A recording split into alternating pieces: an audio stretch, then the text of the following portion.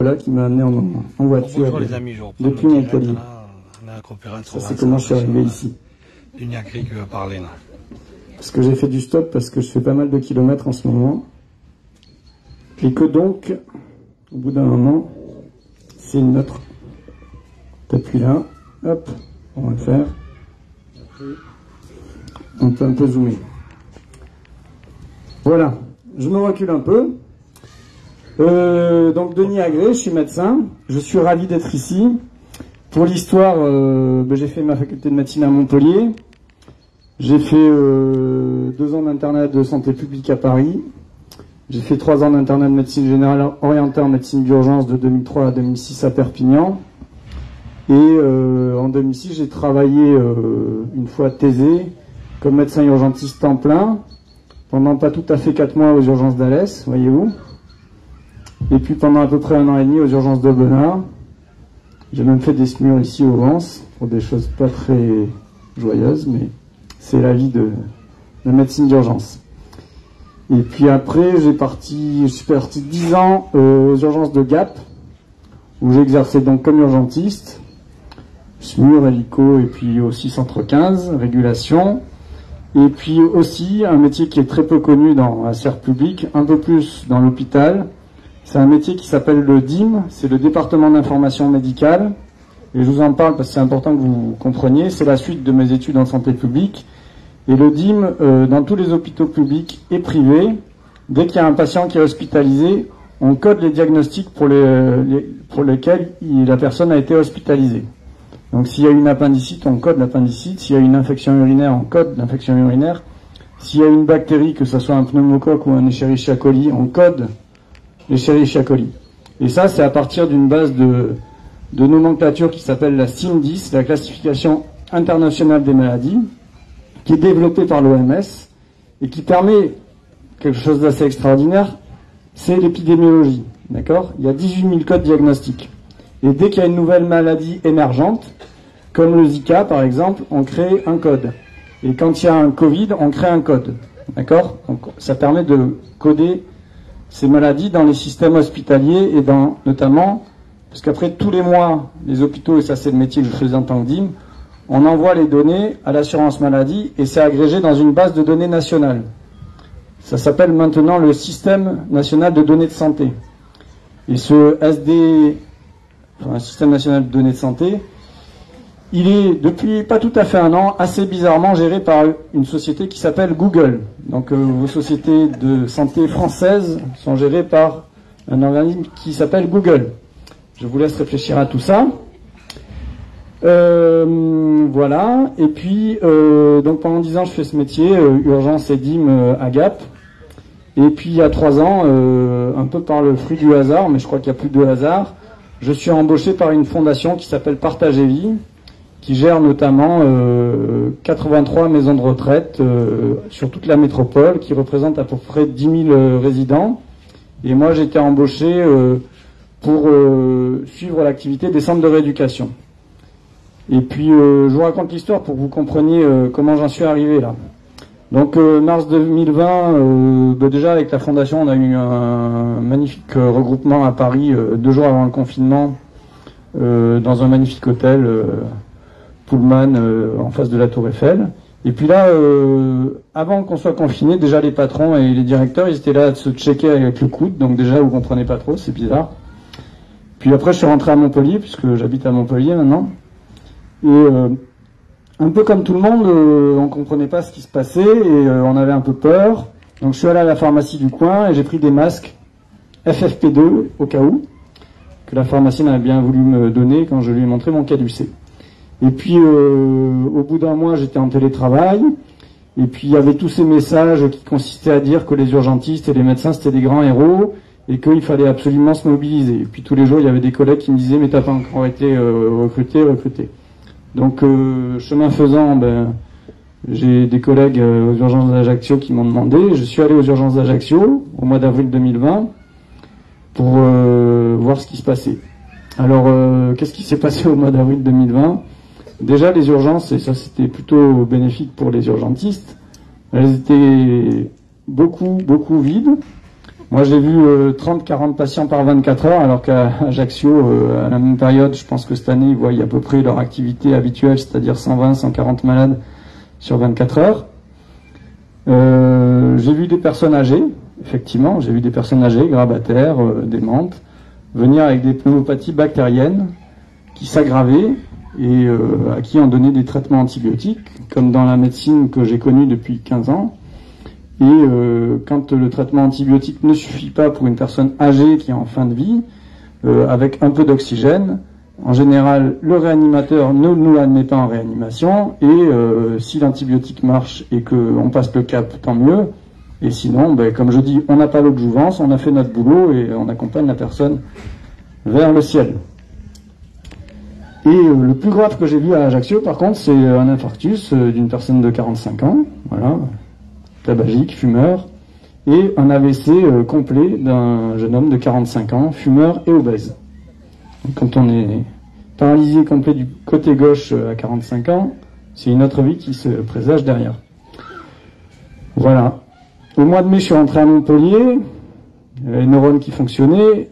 Une nuit, j'ai écrit une lettre qui fait à peu près 3 pages, que vous trouverez peut-être encore sur Internet, qui s'appelle « Au nom de la peur ». Et puis, moi, j'ai jamais couru après les réseaux sociaux, mais j'ai mis ça dans les commentaires d'un site Internet. Et puis après, j'ai mis le lien sur ma page Facebook. Et en l'espace de 3 jours, il y a eu 1000 partages. Alors là, moi, j'avais 80 amis et j'ai rien compris. Là, je me suis dit, mais qu'est-ce qui se passe? Il y a eu plein de témoignages de gens qui m'ont écrit de Belgique, du Canada, de Suisse, même d'Indonésie, me disant, c'est génial ce que vous avez écrit. Merci docteur, merci docteur. Ok. Et puis, chemin faisant, tout ça a avancé. Il y a eu l'été août 2020. Bon, 15 août, j'étais à la plage avec mes enfants. Et puis, du jour au lendemain, on nous a dit masque obligatoire. Alors là, dans le cerveau, on se dit, il y a un truc qui fonctionne pas. On rentre à Montpellier début septembre. De partout, des panneaux d'affichage dans Montpellier, masque obligatoire jusqu'au 15 septembre. C'était écrit comme ça. Hein. On nous avait dit, ah, ça durera que 15 jours. Voilà. Vous voyez où on en est. Et puis, au mois d'octobre-novembre 2020, dans la fondation donc, où je travaillais en tant que plutôt administratif, hein, ben, mes chefs m'ont demandé d'intervenir dans des EHPAD où notamment il n'y avait pas de médecin coordinateur, parce qu'il faut savoir que dans les EHPAD, il manque à peu près 30% de médecins coordinateurs. Et je suis allé en tant que clinicien, notamment à Grenoble, dans un centre d'handicapés, soigner des patients. J'ai posé mon stéthoscope sur des patients, par exemple, asthmatiques, je leur ai prescrit un traitement pour l'asthme. J'ai posé mon stéthoscope sur des gens qui avaient des pneumopathies, je leur ai prescrit des antibiotiques. Et puis, bon, crime de lèse-majesté, j'y suis allé sans masque. Alors, bien sûr, le directeur m'a toléré et on a largement débattu de tout ça avec les soignants, où il y en avait déjà à peu près la moitié qui étaient d'accord avec mon positionnement, mais publiquement, personne ne le dit, parce que les gens ont peur. Et puis en fait, au mois de novembre 2020, vous allez peut-être se souvenir, il y a l'INSEE il y a des gens qui ont relayé les données de mortalité de l'INSEE qui comparaient sur 5 ans. Et là, je me suis dit, mais pourquoi on ne regarde pas nos données de mortalité des fameux EHPAD, des fameux 83 EHPAD? Donc tout ça, je vous le dis, si vous voulez le revoir, mais vous l'avez en direct, il y a des vidéos que vous retrouverez sur ma page Facebook, parce que c'est important aussi d'aller encore donner l'information aux gens. Et donc ces données que j'ai vues, donc j'ai demandé en fait à mes informaticiens de me sortir les données de mortalité de nos 83 EHPAD. Et qu'est-ce que j'ai vu? J'ai vu des choses très rassurantes. J'ai vu que c'était les 90-95 ans qui représentaient à peu près 30% des décès de nos 10 000 résidents en 2019. Et c'est la part de décès la plus importante. Et en 2020, ben, c'était à peu près le même pourcentage. Et surtout, ce qu'il faut comprendre ou retenir, c'est que les classes d'âge plus jeunes, les 65, les 70, les 75, les 80, les 85 ans, n'avaient pas augmenté leur pourcentage de mortalité. Donc ça veut dire quoi? Ça veut dire que en 2019 comme en 2020, le virus, il n'a pas aggravé la mortalité chez les populations plus jeunes. Et ça, dans Santé publique France, qui est un site du gouvernement, donc c'est des données publiques, où on nous explique depuis le début la mortalité du Covid. Dans Santé publique France, on vous met les données de mortalité sur 65-75 ans, et après on vous met les 75 ans et plus. Et il n'y a aucun détail de mortalité, je vois un monsieur qui acquiesce, il n'y a aucun détail de mortalité sur des classes d'âge de 5 ans ou de 10 ans. Je vous dis ça pourquoi? Parce qu'en fait, c'est une vérité de la palisse, mais en fait, le virus, ce fameux coronavirus, qu'il vienne d'un laboratoire ou pas, ou qu'il vienne de la nature, il n'a pas influé sur une chose qui est très simple à comprendre, c'est que plus on vieillit, plus on meurt. Et même, je vais vous pousser la réflexion encore plus loin, j'ai pas pu le sortir dans mes EHPAD parce que j'avais pas accès aux données, c'est que aussi, en EHPAD, plus on est dépendant, plus on meurt. C'est-à-dire que si vous êtes grabataire avec un escar et que vous êtes en fin de vie et que vous avez une perfusion sous-cutanée, il y a de très grandes chances que vous mouriez plus vite que si vous êtes encore sur vos jambes et que vous arrivez à vous alimenter tout seul. Donc, demain, quand on arrivera à avoir la main sur les données de santé nationales, ce fameux système national de données de santé, on pourra vous montrer, j'espère très prochainement, qu'on pourra reprendre la main sur notre gouvernement, on pourra vous montrer que plus on vieillit, plus on meurt, et plus on est dépendant, plus on meurt. Donc je vois ça. Alors bien sûr, au mois d'avril, on a eu un énorme pic de mortalité.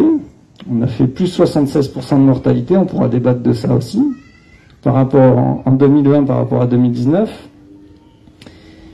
Et aussi, ce que je vois dans les chiffres qu'on me sort, je demande à mes informaticiens de me donner la mortalité 2019-2020 pour chaque EHPAD. Donc on a 83 EHPAD, il y a des petits bâtonnets, si vous regardez mes vidéos, vous verrez.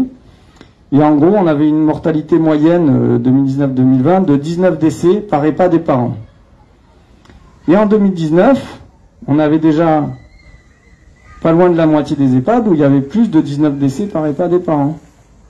Il y en avait qui avaient 20, 30, 40 décès. Et il y avait aussi la moitié des EHPAD qui avaient moins de 19 décès.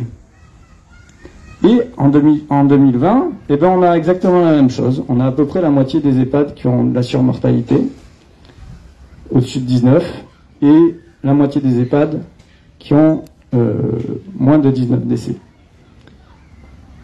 Je ne sais pas si vous voyez ce que je veux vous dire, mais en 2020, à mesure barrière égale, eh ben en fait, on s'aperçoit qu'il y a des EHPAD aussi où il y a eu de la sous-mortalité, et aussi des EHPAD où il y a eu 30 ou 40 décès. Donc ça montre une chose, ça montre que, comme en 2019 c'était déjà la même chose, c'est pas une histoire de mesure barrière, c'est juste une histoire de... on a des populations vieillissantes, voire très vieillissantes dans les EHPAD. Il y a un épidémiologiste très connu qui s'appelle Toussaint, qui a parlé de ça, et qui parle de l'effet moisson. Et c'est-à-dire que si vous avez un EHPAD où il y a 100 résidents, et que ça fait 5 ans qu'ils sont là, et qu'ils ont tous dépassé les 90 ans et plus, et ben à un moment, c'est normal qu'il y en ait un peu plus l'année N qui partent, et puis comme l'année N plus 1, il y a des plus jeunes qui rentrent, ben l'année N plus 1, il y aura moins de décès dans cette EHPAD. Je vois pas vos Et commentaires. donc c'est la roue qui tourne. Voilà. Qui parle. La faux, là, qui coupe le foin, et puis ça repousse. Donc voilà ce que j'ai vu dans la fondation, dans ces 83 EHPAD. Et du coup, je me dis, ben, c'est super important qu'on en parle. Je suis médecin, je dépends du siège à Paris. Et donc, j'envoie un mail à mon directeur, qui est un énarque. Vous pourrez regarder, directeur, Fondation Partage et Vie. Et je lui envoie les chiffres. Et il me dit, ben, viens le 2 décembre à Paris. Donc je monte. Et la première minute de l'entretien, il me dit, ben, on va mettre fin à ton contrat. Bizarre. Et la deuxième minute, il me dit, on connaît les chiffres. Alors que, bon, je pensais lui amener des grandes nouveautés, mais on n'en parlera pas. Et du coup, depuis décembre 2020, ben, ça m'a, on va dire, libéré la parole, ça m'a mis dans des positions plutôt pas très confortables, puisque déjà, ben, je suis licencié, je suis à Pôle emploi, j'ai un avocat pour les prud'hommes, et après, j'ai fait des petites bêtises, parce qu'en janvier, j'ai fait une photo d'enfant sans masque en disant libérons les enfants, la révolution, et j'ai posté ça.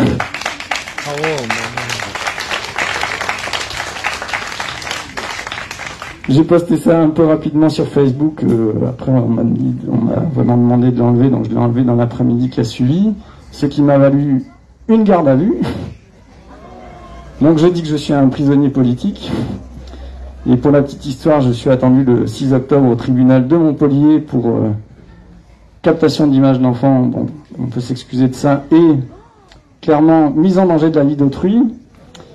Voilà, et encore mieux, pour l'anecdote, parce que quand je suis rentré en garde à vue, l'OPJ m'a dit que le 3e chef d'inculpation qui a sauté entre-temps, c'était incitation de mineurs à crime en réunion, parce que je leur avais dit d'aller à l'école sans masque. Voilà, donc vous avez un médecin qui est un grand criminel. Non, je rigole. C'est pour être un peu dans l'ironie et préparer la suite, et relativiser ce qui nous arrive. Donc je suis viré, et puis du coup j'ai pris ma caméra, d'abord sur YouTube, après sur Facebook, parce que YouTube j'ai été censuré 2 fois, puis 3 fois, parce que des fois dans la spontanéité on ne dit pas tout à fait les bons chiffres. Vous verrez que j'ai eu 2 magnifiques articles élogieux dans l'AFP, l'agence France Presse, qui a eu très vite, qui a été très réactive, hein. Et alors je vais vous parler d'abord des chiffres de mortalité sur Santé publique France. Donc sur Santé publique France, vous regarderez, il y a une vidéo qui est assez, qui a été relayée si vous n'avez pas Facebook, qui est, vous tapez Denis Agré, AGRET, et vous tapez Tube Cloud Libre, et vous avez à peu près l'historique de ce que je viens de vous raconter, mais avec les diaporamas. Donc c'est quoi la problématique de la mortalité?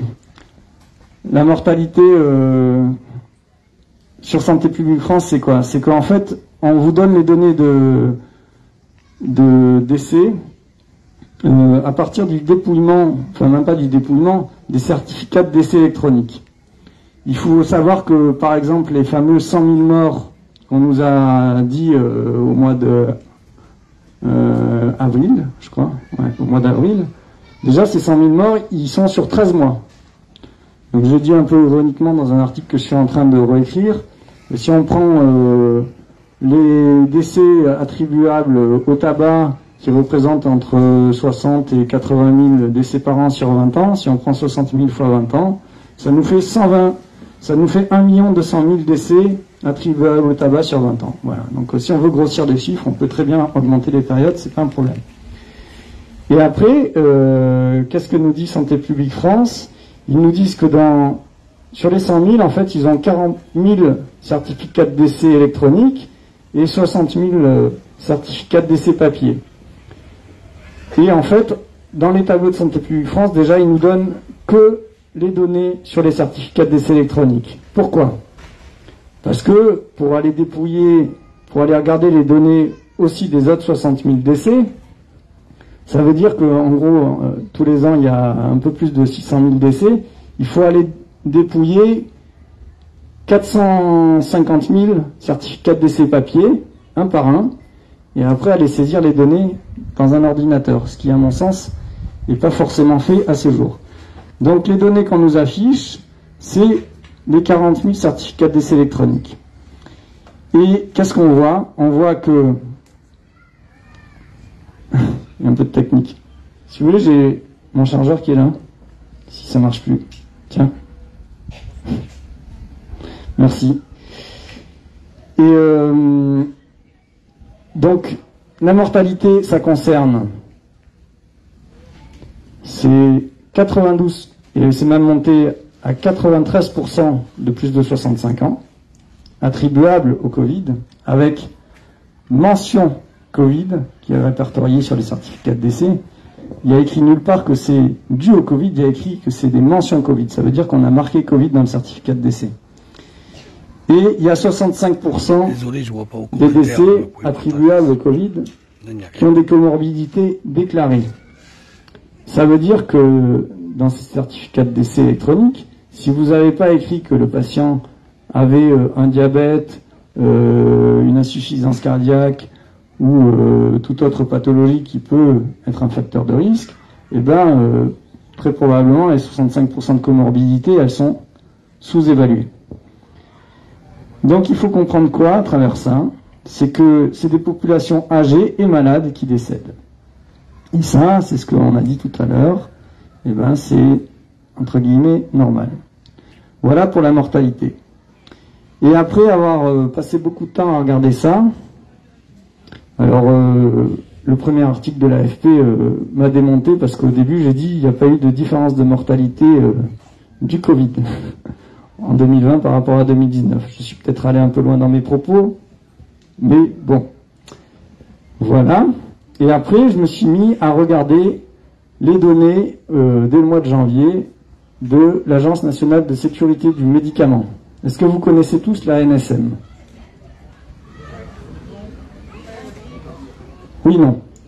Donc, vous pourrez aller regarder, c'est comme Santé publique France, c'est un site public du gouvernement, et l'Agence nationale de sécurité du médicament, ça existe depuis des années, avant ça s'appelait l'AFSAPS, et c'est un site qui, notamment, sert à répertorier les effets indésirables graves ou les décès liés aux médicaments. Il y a une chose très importante à comprendre, que vous savez sans doute, puisqu'on n'est que entre complotistes. Pfizer et les autres vaccins, ils sont dans un essai thérapeutique. Et ils sont dans une autorisation conditionnelle de mise sur le marché. C'est-à-dire que pour l'instant, ils n'ont pas une autorisation définitive. Et que donc on est dans un essai thérapeutique. Et que dans un essai thérapeutique, en phase 1 et en phase 2, et ça c'est mon expérience de santé publique, puisque j'ai travaillé en 2007 dans un service qui s'appelle le Centre d'investigation clinique au CHU de Montpellier à Saint-Éloi. Et des CIC, des centres d'investigation clinique, il y en a dans tous les CHU de France et de Navarre.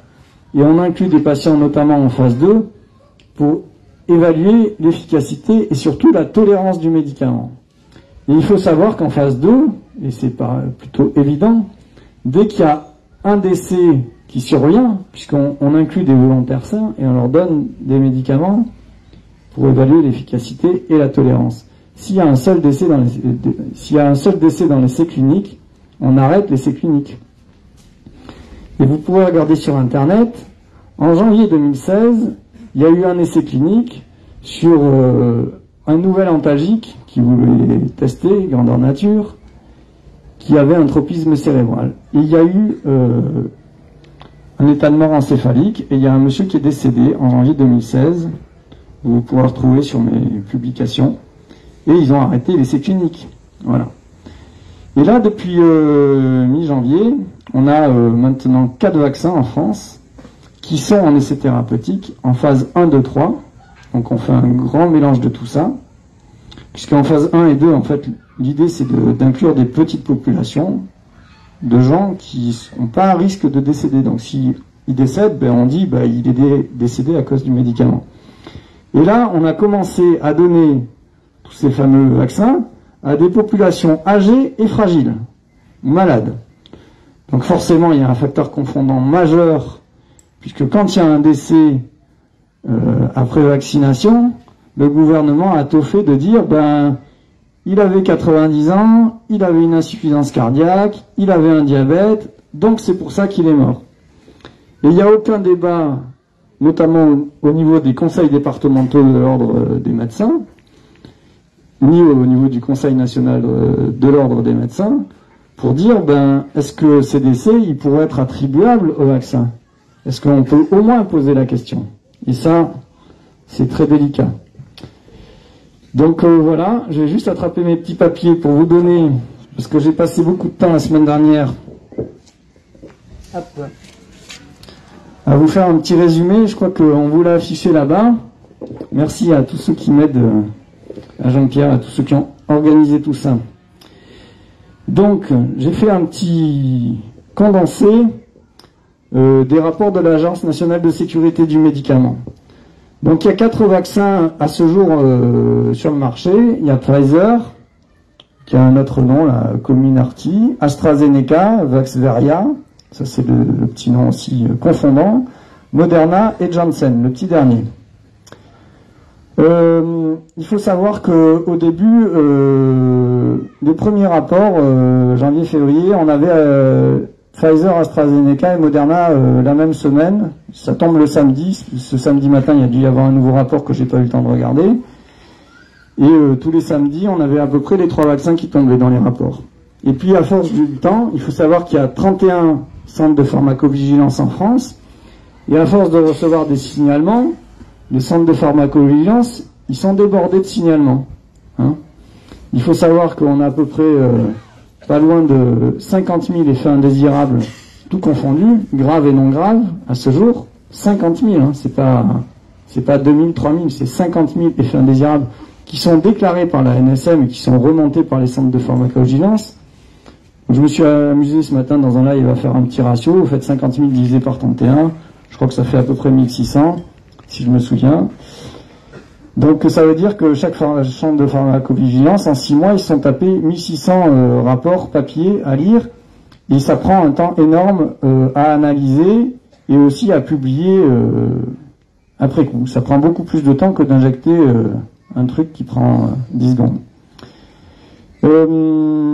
Alors, pour vous donner quelques chiffres, Pfizer, on nous a passé ça comme si c'était pas grave du tout, parce qu'on nous a mis un gros focus médiatique sur AstraZeneca il y a quelques mois. Pfizer, ça représente 75% des injections. D'accord ? AstraZeneca, ça représente 15%. Moderna, ça représente 9%. Et Johnson, 1%. Donc, si vous voulez, par contre, c'est pas parce qu'ils sont moins diffusés dans la population qu'ils sont moins graves. Donc ça, c'était les données que j'ai synthétisées le 22 juin, donc la semaine qui vient de passer. Là, j'ai passé du temps à compiler ça. Et après, donc, je vous disais 50 000 effets indésirables, tout confondu. Ça, c'est sur le rapport, vous pourrez le trouver si vous avez Facebook sur mon live de ce matin. On a à peu près 50 000 effets indésirables, tout confondus. Et dans les 50 000, on a 26% d'effets indésirables graves. C'est écrit, c'est grave. Mais bon, ça n'a pas l'air d'inquiéter les médias. Les TF1, les France 2, les France 3. Ça commence à sortir. Il y a eu un article de Ouest France qui parlait des myocardites chez Pfizer. Et donc si on fait 26% fois 50% d'effets indésirables, on a 13 000 effets indésirables graves que j'appelle des handicaps ou des maladies graves. On va voir ce que c'est. Voilà. Et bon, les chiffres ils sont pas toujours concordants parce que c'est les rapports de AstraZeneca et Moderna, ils datent d'une semaine un peu plus antérieure. Donc AstraZeneca et Moderna, ils datent du 3 juin. Non, c'est AstraZeneca et Johnson, le 3 juin. Et rien que ça, c'est un condensé des rapports. Et du 27 mai, il y a Pfizer et l'autre, c'est-à-dire Moderna. Voilà. Donc tout ça c'est décalé et c'est très difficile de suivre le flux parce qu'il y a beaucoup d'informations et qu'en plus les pages internet ne sont pas très bien foutues. Voilà. Et tout ça cumulé, ça nous donne à ce jour répertorié, et je vous dis je ne l'ai pas mis à jour ce matin, 818 décès après vaccination, 633 décès chez Pfizer, 151 chez AstraZeneca, 31 chez Moderna et 3 chez Johnson. Moi, ce que je retiens le plus important, c'est les effets indésirables graves. Bien sûr que les décès, ils font partie des effets indésirables graves. Il faut savoir que les effets indésirables graves, si on s'amuse à faire un ratio, parce que sur les 50 000 effets indésirables les pas tout à fait 43 millions d'injections, il y en a qui ont eu une dose, il y en a qui ont eu 2 doses, et il y en a qui ont eu 3 doses aussi. Non mais il faut suivre. Et en fait,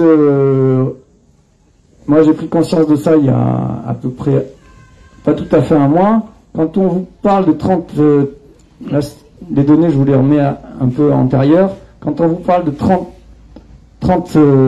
millions de gens qui sont 30 millions d'injections, en fait, sur une lettre du Conseil national de l'ordre, ça correspondait qu'à 10 millions de sujets. D'accord ?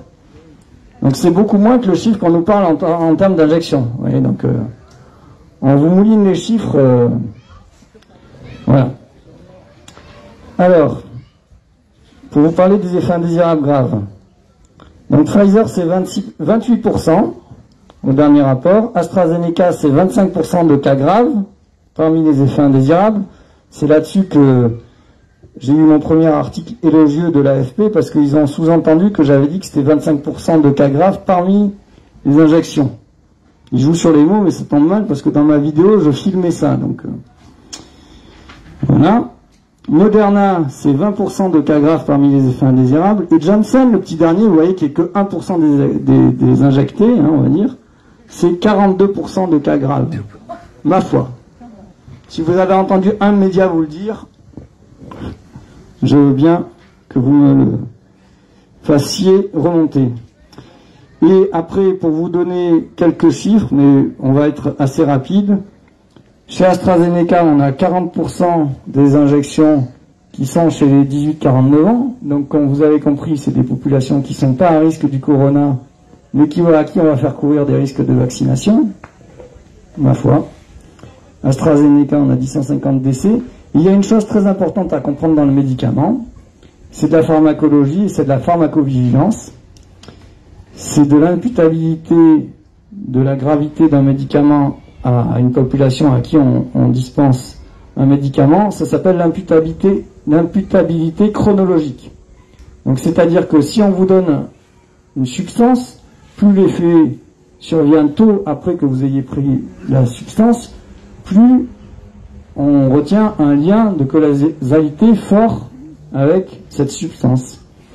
Et donc, pour AstraZeneca, on a 43% des effets qui surviennent en moins de 24 heures, 79% qui surviennent en 2 jours, et 90% en 1 semaine. Voilà, ça c'est toujours sur la NSM.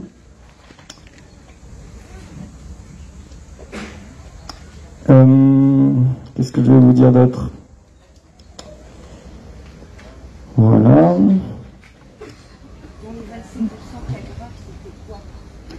Eh bien, je vais vous détailler les cas graves, on va y aller. Vous lirez mon document, vous le trouverez, on va être un peu rapide là-dessus. Ouais, c'est intéressant, là, c'est sur AstraZeneca, c'est juste pour vous mentionner une phrase de la NSM qui dit, je cite, au total, il y a 10 personnes de moins de 55 ans, extrême 24 ans à 54 ans, donc de 24 ans, je ne sais pas si vous savez, mais c'est pas écrit nominativement, mais c'est un interne de médecine qui s'appelle Anthony Rio, qui est décédé d'un AVC thrombotique après vaccination au mois de mars. Il n'y a personne, bien sûr, au Conseil national de l'ordre des médecins qui a eu la bonne idée d'avoir de la peine pour sa famille. Et donc, on nous dit, parmi lesquels 8 ont des facteurs de risque connus. Ce qui veut dire, et ça c'est moi qui le dis, donc il y a 2 décès qui sont sans facteur de risque. Et la NSM, là, ne donne pas leur âge. Bizarrement. Janssen, on a 3 décès déjà, hein, ma foi. On a 34 cas graves. On a 59% des effets indésirables graves qui surviennent chez les 50-64 ans. Le délai de survenue des effets indésirables graves chez Janssen, c'est 85% dans les 4 jours et 71% dans les moins de 24 heures. 71% dans les moins de 24 heures avec Janssen. D'effets indésirables graves. C'est des populations jeunes. Hein. Voilà. Pfizer, 633 décès. Alors Pfizer, vous avez compris, c'est celui qui est le plus dispensé, 75% des injections. Alors les effets indésirables graves, c'est à peu près le seul rapport où c'est bien répertorié, parce que tous les rapports sont pas tous pareils, bien sûr. AstraZeneca, Moderna, Janssen, Pfizer, ils n'ont pas la même gueule de tableau, ils sont pas foutus de faire les mêmes tableaux. Et donc c'est quoi? Eh bien, donc Pfizer, c'est 6152 effets indésirables graves, 792 cardiaques, dont notamment des insuffisances cardiaques, 125 des infarctus du myocarde, 109 des myocardites, on commence à en entendre parler, donc 23, des troubles du rythme cardiaque, 572, et dans ces troubles du rythme cardiaque, très certainement, il y a une histoire physiopathologique qui consisterait à chercher des myocardites, et pour ça il faut faire des IRM cardiaques à ces patients. Ça tombe bien, en garde à vue, j'ai rencontré le président du Conseil de l'Ordre de Montpellier, puisque j'avais demandé à un médecin, et on en a débattu ensemble, et il m'a dit une chose assez géniale. Il m'a dit, peut-être qu'un jour ce que vous dites, ça sera la vérité, et il a dit, effectivement, c'est une bonne idée de faire des IRM cardiaques à tous ces patients, jeunes ou non jeunes, pour voir s'ils ont une myocardite associée. Vous voyez ce qu'on peut discuter avec un collègue en garde à vue. C'est des affections hépatiques aiguës. Donc une hépatite aiguë, c'est plutôt très rare dans la médecine. Ça veut dire que votre foie, il n'aime pas trop ce que vous lui avez fait manger. Les cas d'hépatite aiguë les plus graves, c'est quand on ingère des champignons, parce qu'on fait une réaction cytolyse. Et là, il y a 43 hépatites aiguës graves. S'il y a un média qui vous en parle, pareil, vous me le direz. Et je pense que derrière ça, il y a de la réanimation, et voire il y a de la liste d'attente sur greffe hépatique. Parce que quand vous avez le foie qui est bousillé, vous êtes bon pour la greffe hépatique ou pour mourir. D'accord?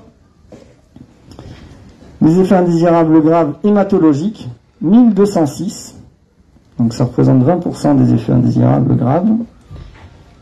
Il y a 459 AVC, 284 embolies pulmonaires, 261 maladies hémorragiques, 288 ischémies des membres, c'est des thromboses des artères fémorales, poplitées, axillaires. D'accord? Ça, on n'en voit plus dans la médecine des thromboses artérielles. Souvent, c'est des artériopathiques chroniques, des diabétiques. Souvent, ils sont pontés ou on leur met des cathéters pour déboucher les thrombus. Mais on n'en voit quasiment plus des ischémies artérielles aiguës. Et là, on en a 288. C'est énorme. Moi, je suis stupéfait de lire ces chiffres. Thrombose veineuse profonde, 531. D'accord? Je vous passe sur les effets immunologiques, les arthrites. 89 convulsions généralisées. Peut-être qu'il y a des thromboses à minima qui font qu'il y a une hypoxie cérébrale et qui se mettent à convulser. Je ne sais pas le mécanisme physiopathologique de ça, mais peut-être qu'un jour on pourra faire la lumière. 138 paralysie faciale, 9 syndrome de Guillain-Barré, 20 insuffisance rénale aiguë et 11 syndromes de détresse respiratoire aiguë. Donc les syndromes de détresse respiratoire aiguë, on vous en a parlé pendant le Covid, parce qu'il y avait des gens qui avaient des pneumopathies graves. Et on vous a montré quand on les retournait sur le ventre en réanimation. Moi j'ai trouvé ça vraiment pas très beau de montrer ça au grand public. Le syndrome de détresse respiratoire, vous avez les deux poumons blancs sur une radio, ça veut dire qu'il y a toutes les alvéoles qui ont une réaction inflammatoire et bactérienne. Et vous avez quasiment plus, vous avez une hypoxie majeure et ça vous conduit en réanimation directe. 11 syndromes de détresse respiratoire aiguë qui vous conduisent en réanimation directe après vaccination chez Pfizer. Ça questionne pas nos médias, c'est bizarre aussi. Donc la mortalité, on l'a dit. Et alors ce qui est assez marrant chez Pfizer, mais c'est sur les autres rapports aussi, on a 300 cas de Covid positifs après vaccination, dont 177 graves. Bravo la vaccination, merci.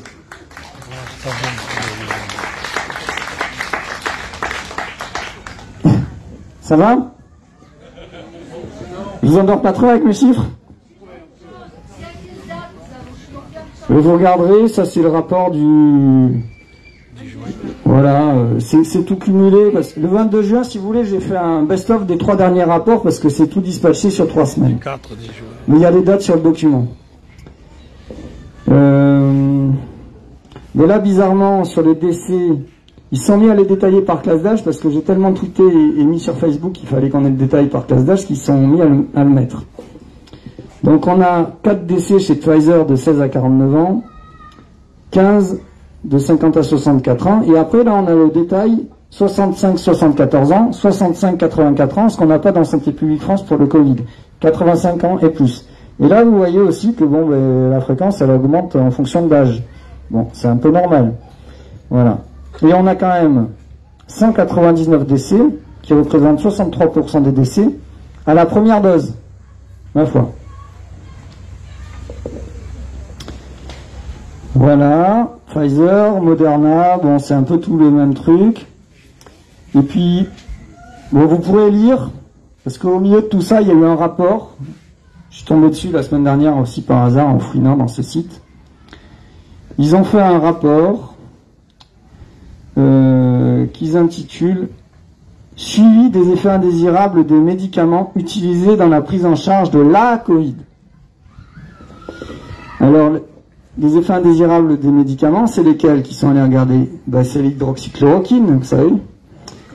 C'est le tocilizumab, c'est un anticorps monoclonal. C'est les corticoïdes. C'est le remdesivir.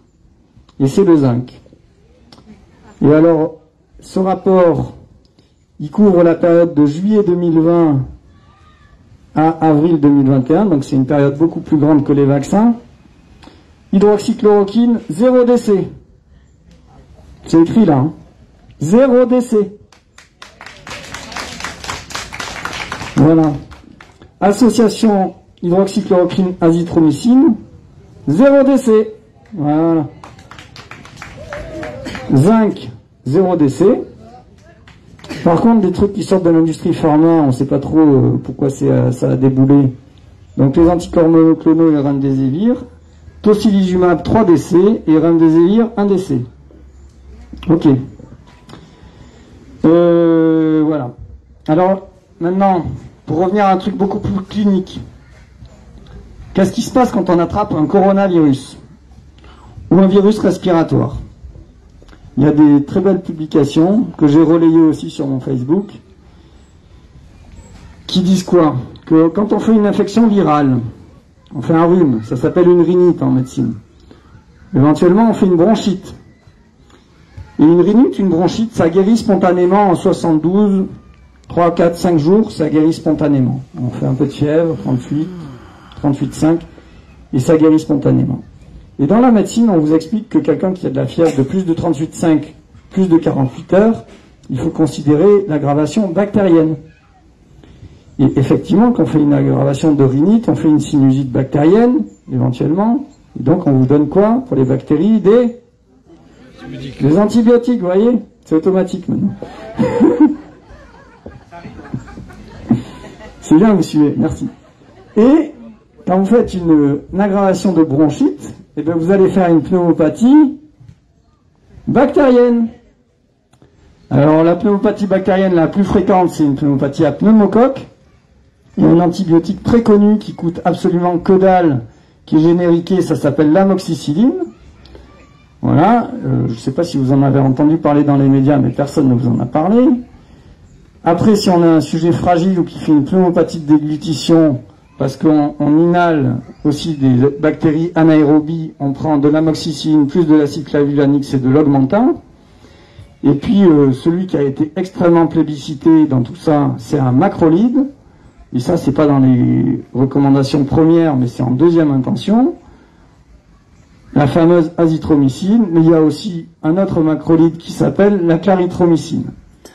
Donc pour vous dire qu'on a de quoi soigner des pneumopathies bactériennes, et ça, c'est un peu difficile à parler aujourd'hui, puisqu'il y a un médecin au Luxembourg, je ne sais pas vous, si vous avez vu il y a 3-4 jours, qui s'appelle Ox, qui a eu la bonne idée de traiter ses patients avec des antibiotiques. Et là, au Luxembourg, ils l'ont fait passer devant le Conseil de l'Ordre, et ils le menacent de le suspendre de 1 an d'exercice. Waouh! Voilà. Et puis une autre chose, tant qu'on est dans les traitements, notre ami le professeur Didier Raoult de Marseille a publié il y a à peu près 2 semaines une étude qui est la suite logique de celle qu'il avait publiée avec 80 cas au tout début. Et là, on a plus de 10 000 sujets inclus. Et il dit quoi? Avec la bithérapie azithromycine hydroxychloroquine, il y a 0 décès en dessous de 60 ans chez les gens qui ont un Covid. Ok? Ça veut dire qu'on peut les soigner. Et que pour les plus de 60 ans, il y a une diminution de la mortalité de 83%. Ils ont fait le job. Il faudrait continuer à inclure des dizaines de milliers de patients en faisant des protocoles dans les CHU. On se demande où sont nos CHU. On a 31, 32 CHU en France, avec des enseignants universitaires. Et je pense qu'on pourrait dupliquer ces études assez simplement. Donc on a un traitement médical pour traiter des pneumopathies, et maintenant est arrivé un vaccin. Donc je vous ai parlé des effets indésirables graves que j'appelle des handicapés de guerre, hein, et des morts pour la France, hein, après vaccination. Là c'est pour aller un peu plus... Et puis là je vous ai sorti, parce que ça s'est passé totalement sous silence, je vous ai fait un petit condensé sur les 2 premiers rapports de vaccination chez les femmes enceintes. Donc je vois qu'il y a beaucoup de femmes, je pense que, enfin qu'on soit une femme ou un homme, je pense qu'on ne peut que se sentir concerné, mais...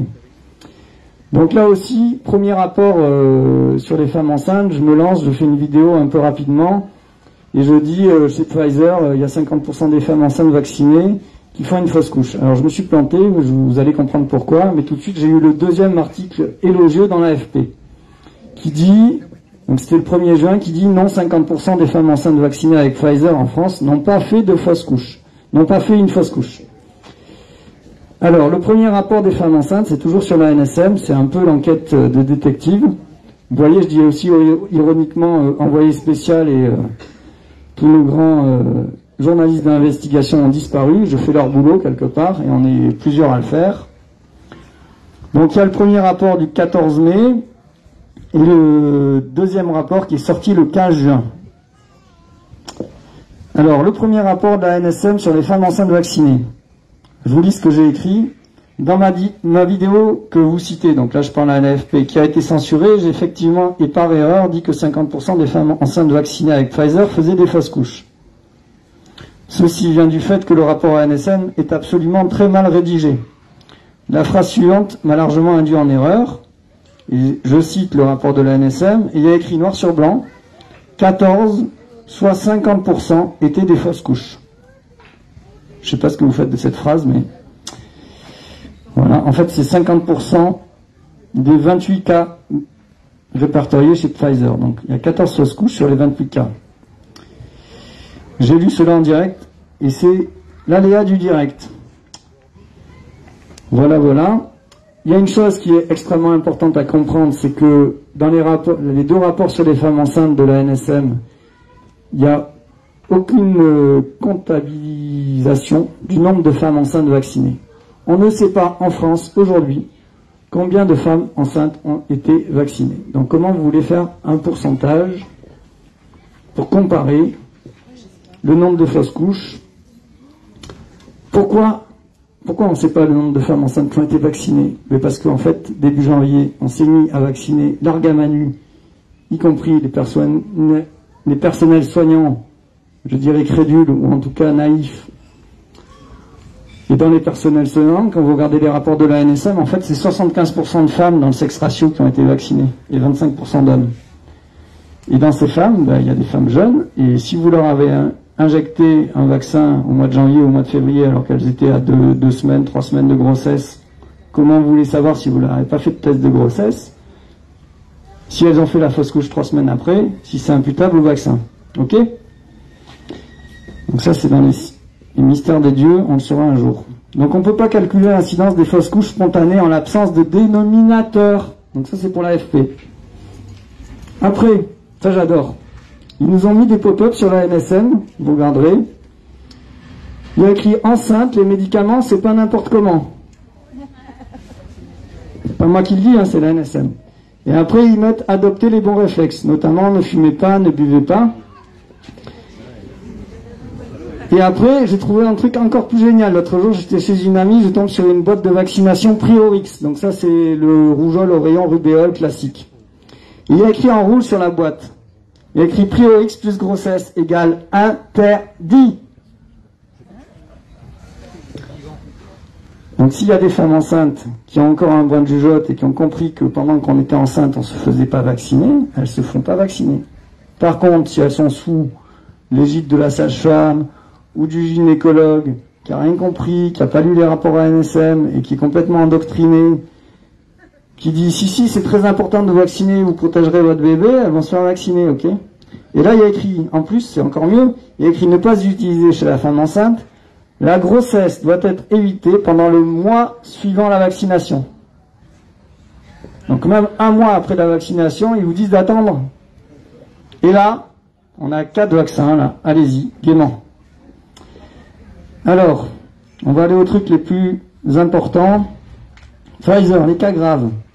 Donc on a répertorié 14 fausses couches, mais comme je vous ai dit, s'il y a des femmes enceintes qui ont été vaccinées et qu'elles n'ont pas pensé, ou en tout cas qu'elles n'ont pas déclaré sur la NSM leur fausse couche, on ne sait pas. Peut-être qu'il y en a des centaines. Hein. Et que vous savez ce que c'est une fausse couche du premier trimestre, ça touche tout le monde. L'homme et la femme dans un couple, c'est toujours des moments douloureux. Après, aller le relier mentalement à un vaccin, ben, peut-être on n'a pas envie de le faire. Et puis même si on fait le lien aujourd'hui, moi j'ai plein de témoignages parce qu'il y a des gens qui m'écrivent sur Messenger des trucs hallucinants. Bon, on pourra pas comptabiliser le nombre de fausses couches imputables au vaccin, sauf si un jour on arrive à demander aux femmes, un peu comme l'histoire du Mediator, de nous dire par des cabinets d'avocats ou par des associations de femmes victimes qui répertorieront le nombre de femmes qui ont fait une fausse couche du premier trimestre après vaccination. Voilà. Alors, une chose très grave. Moi, je dis très très grave.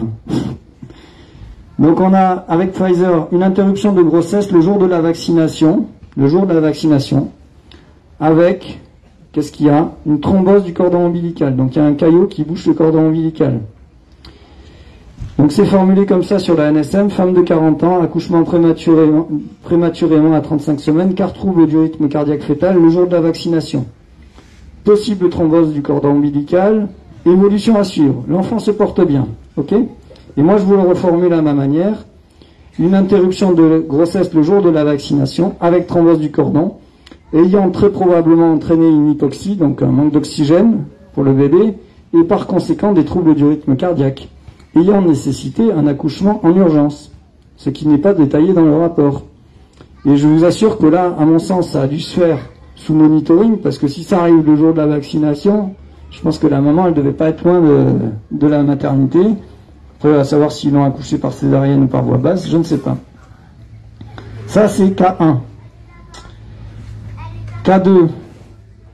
Une malformation avec ambulation rachidienne diagnostiquée 6 semaines après la première dose et 2 semaines après la deuxième dose de Pfizer. Cette malformation ayant abouti à la mort in utero du fœtus et par conséquent, puisque quand il y a l'arrêt de la grossesse, il y a une réaction qui fait que l'accouchement se déclenche de manière spontanée. Par conséquent, une interruption de grossesse.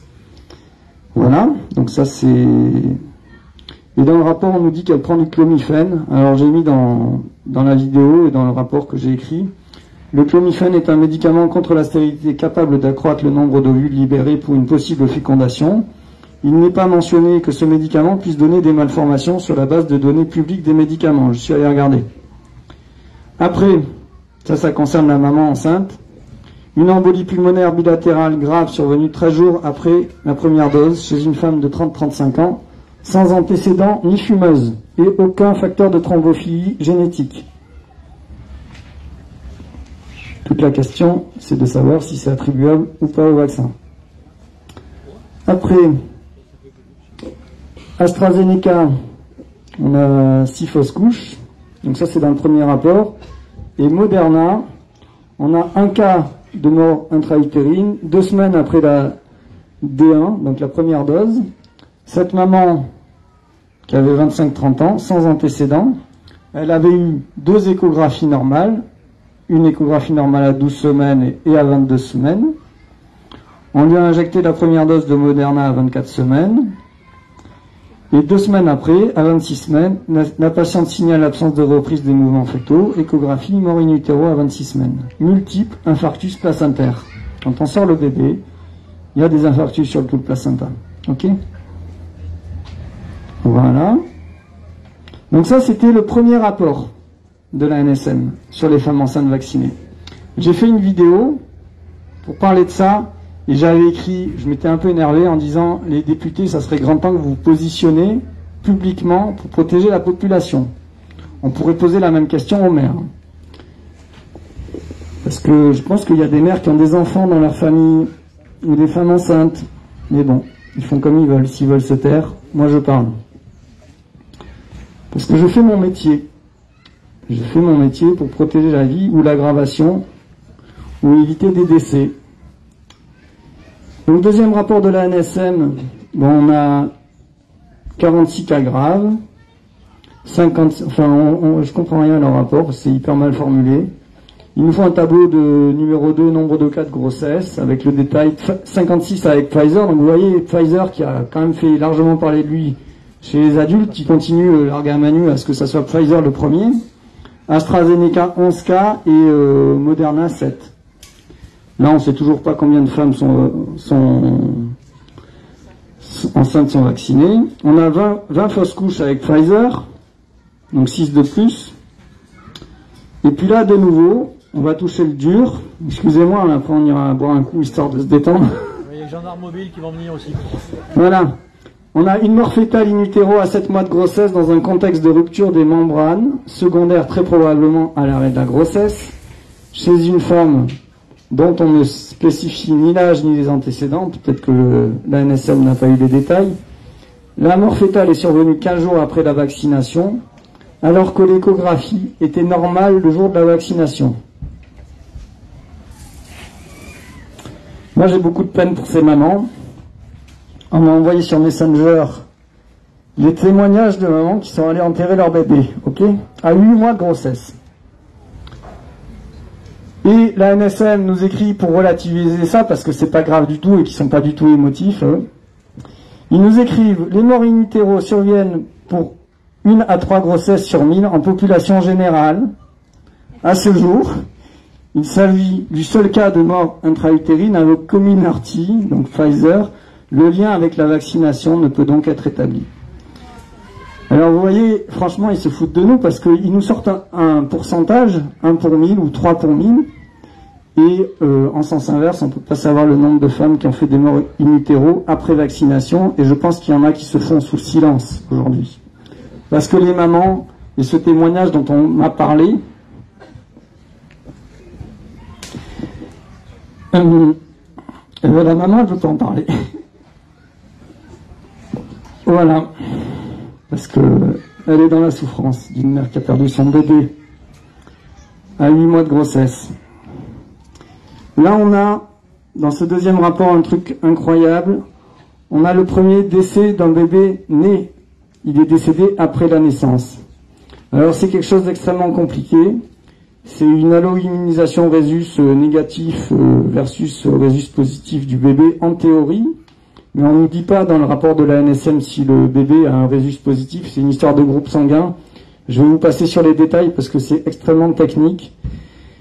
Mais ce bébé, il est né avec une anémie très grave liée à une réaction immunologique.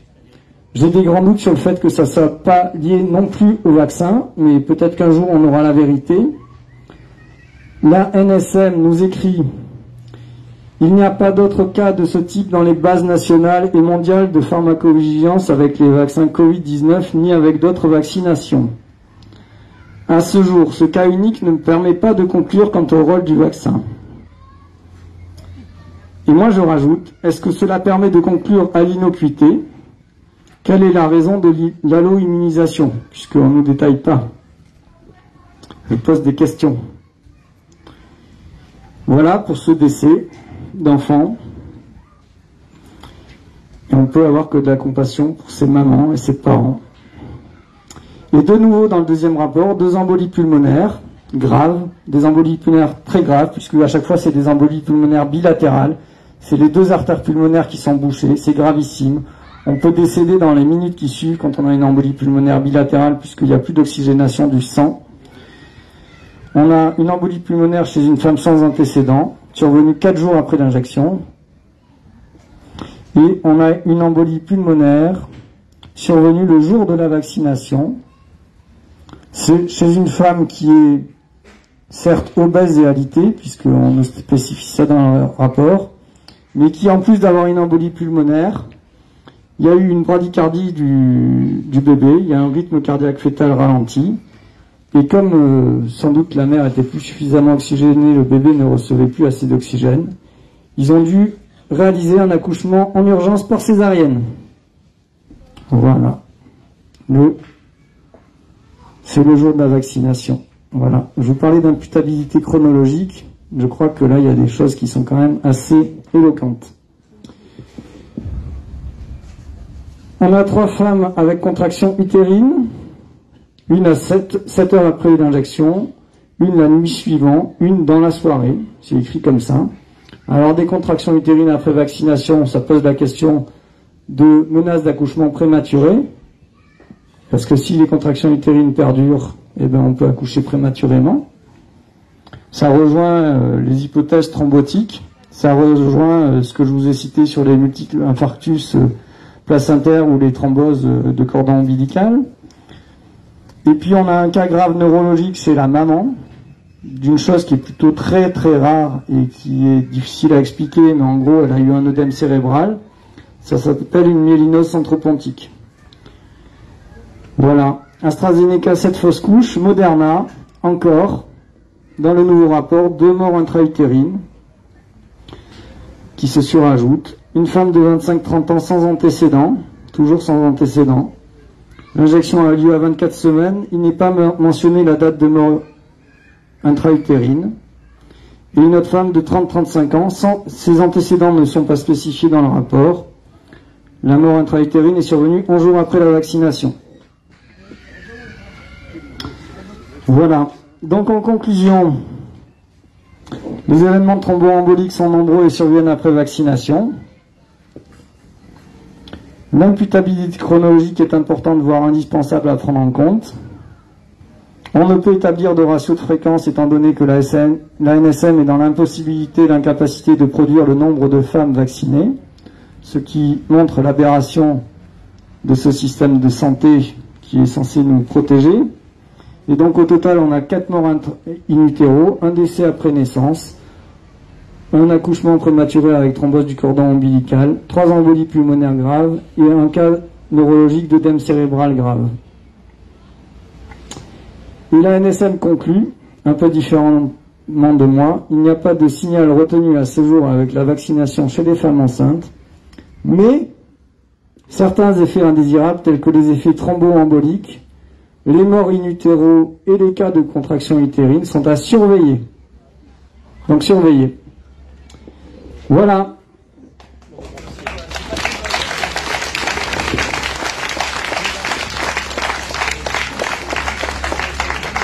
Ça va, vous tenez encore?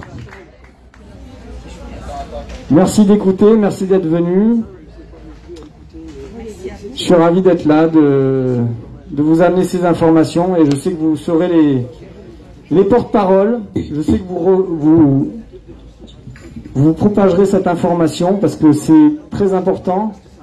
Sur Facebook, vous avez ce rapport PDF et celui des femmes enceintes, je ne l'ai pas encore publié, j'ai juste fait la vidéo ce matin. Vous pouvez la partager si vous avez Facebook. Et vous pouvez imprimer le rapport sur les adultes. Il est disponible gratuitement, bien sûr, sur mon site Facebook, et vous pouvez, je sais pas, l'amener aux chefs de service de vos hôpitaux, à vos maires, à qui vous voulez, qui a des responsabilités. Il y a une chose absolument indispensable à aborder, que j'ai abordé dans une vidéo hier, c'est cette espèce d'obligation vaccinale qu'on veut nous faire courir, notamment aux soignants, avec un message. Le micro ne marche plus. Ah, le micro, non. Fait grève. Donc là, comme France Inter. Sinon, je vais parler de Non, ça marche. il n'y a plus d'une. Ouais, voilà. Appelez le courant. Donc, je ne sais pas si vous avez entendu, mais dans les Landes, ils se sont mis à nous sortir quelques décès de derrière les fagots. Enfin, c'est la réalité, hein. Il y a eu des décès dans un EHPAD. Et tout de suite... Ça remarche. Bravo, la technique. Ouais, je sais, je parle beaucoup, mais c'est tellement important. Donc, on nous dit, il y a un EHPAD dans les Landes où il y a un variant Delta. Moi, je dis en rigolant, on aurait pu appeler ça Alpha ou Oméga. Si on était à Oméga, peut-être qu'on sera fini de cette histoire de Covid. Voilà. Et on vous dit, il y a plein de morts dans l'EHPAD. On vous dit, c'est que des patients qui ont été vaccinés, c'est bizarre. Ça les protège pas du virus. Mince alors. On a fait 40 millions d'injections et ça protège pas du virus, ok. Et alors dans les articles publics, alors ça moi je trouve ça mais d'une médiocrité, et les soignants, je peux vous assurer qu'il y en a un paquet qui vont pas apprécier, c'est que on dit mais on pense savoir qui a fait rentrer du virus dans la maison de retraite. Alors là franchement, c'est juste hallucinant. Alors il y a des articles qui disent « Ah, c'est la famille du machin qui est venu avec le virus. Vous savez, vous êtes rentré, il y avait écrit virus sur votre tête, virus Delta. Je rentre dans la maison de retraite, je ressors. » Et puis sinon, on vous dit « Ah, mais en fait, dans les soignants, il n'y avait qu'un soignant vacciné, donc les autres n'étaient pas vaccinés. C'est à cause d'eux que les patients sont décédés. » Donc j'en ai ras-le-bol de cette problématique de culpabilité qu'on fait porter en plus à des adultes qui ont un peu un cerveau pour réfléchir. Moi, je veux dire, il faut arrêter de prendre les Français pour des cons. Voilà, parce qu'au bout d'un moment, c'est clairement ça, c'est un jeu de con. Et laissons la liberté aux gens. On est dans un pays où il y a une constitution, et il y a un article 4 qui concerne la liberté. Et la liberté de penser, la liberté d'informer. On a encore la chance d'avoir des réseaux sociaux où on peut porter la parole. Et on a aussi la liberté de refuser d'être vacciné. On a le code civil qui nous dit que le respect de l'intégrité physique c'est un droit inaliénable et que personne n'a le droit de vous planter une aiguille dans le corps si vous refusez. Et donc il y a tout ça. Donc tout ça, ça pèse sur les soignants. Moi j'ai dit dans la vidéo, et si vous avez des soignants, donnez-leur le libre choix de faire jouer leur droit de retrait, numéro 1, et 2, de démissionner, puisque c'est eux les super-héros, et que si vous avez demain 1000, 2000, 3000, 10 000, 100 000 infirmières qui posent leur démission à l'hôpital public, c'est eux qui auront la force et on inversera la force. Et la dernière chose sur laquelle je veux finir, c'est l'ouverture de la vaccination jusqu'à 15 ans ou 12 ans, j'arrive même plus à savoir. Je crois qu'ils sont descendus jusqu'à 12 ans. Au Canada, ils ont fait des shows hallucinants qui sont vraiment d'une médiocrité intellectuelle pour... Vous savez, ça m'a fait penser à Pinocchio, qui est dans sa salle de billard à qui on donne des bonbons et des cigares et qui devient un âne. Vraiment, ça m'a fait penser à ça et je voulais tweeter une photo de Pinocchio avec sa queue d'âne et ses oreilles qui sont en train de pousser. Au Canada, je ne sais pas si vous avez vu, ils font monter des gamins sur des scènes, ils les shootent en photo comme si c'était des stars, ils leur donnent des bonbons, ils leur mettent un DJ qui leur met de la petite musique électro et ils ont l'impression de tous être des stars à aller se faire vacciner. Waouh! Et dans notre pays, en France, ils ont fait une magnifique vidéo où vous avez des gens qui se font piquer et puis d'un seul coup, il y a les rideaux des restaurants qui s'ouvrent, les salles de théâtre. Alors, vous voyez, on n'a pas besoin de ça, hein. On peut quand même vivre sans vaccination. Et surtout, mais parler de tout ça, parler des rapports des femmes enceintes, parce que c'est du concret, pour que surtout, on ne touche pas un seul enfant à la rentrée en septembre et qu'on refuse tous.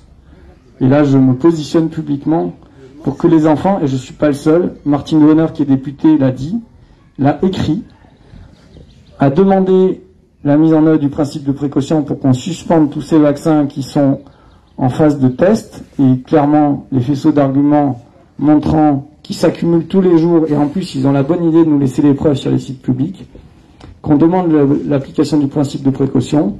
Moi, j'attends qu'un jour, vous avez des maires, vous les connaissez, au Vence, à Aubenas, dans tous les villages alentours, à la Blachère, Saint-Paul-le-Jeune, vous voyez, je connais ici. Moi, j'attends de voir des maires qui l'ouvrent, quoi. Je comprends pas. Je ne comprends pas. Les maires, ils ont un rôle important, primordial dans la société, ça s'appelle la subsidiarité. Ils sont là pour représenter leur commune, leurs concitoyens, leurs voisins, leurs amis, leurs cousins, leurs familles.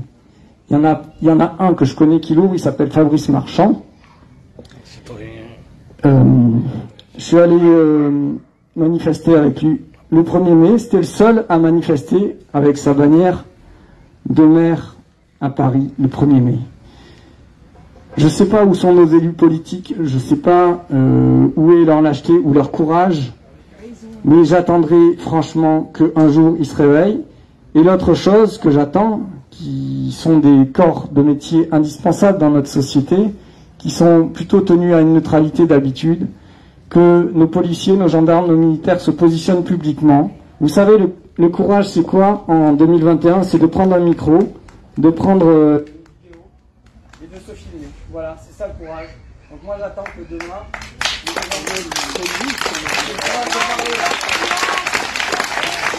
Bravo.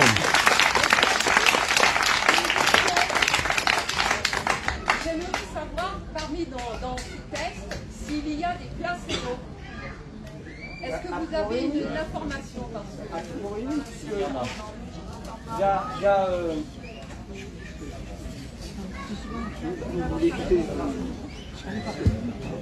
Là, ça remarche.